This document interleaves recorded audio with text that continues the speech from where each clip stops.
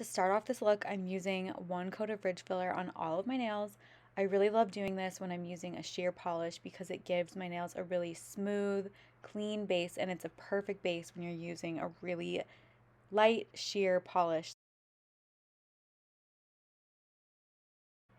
Now I'm using CCT as the polish color. I really love this as a base for nail art because it really allows the art to pop.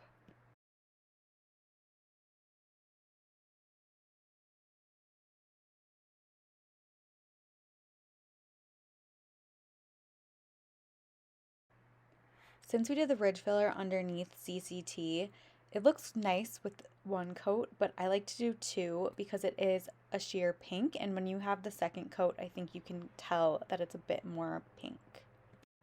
After the second coat, I'm going to let these nails dry for a few minutes before I get started on the art. For the cherries, I'm using ES and a large dotting tool. If you don't have a dotting tool, you can use a toothpick or the back of the cleanup brush. I'm placing two dots next to each other randomly on all 5 of my nails. I like to vary up where I'm putting the cherries so that it kind of gives it a more abstract look. Now I'm using Besties as the stem color and also a very thin striping brush. To make the stems, draw 2 really thin lines coming off of the cherries that meet at a center point.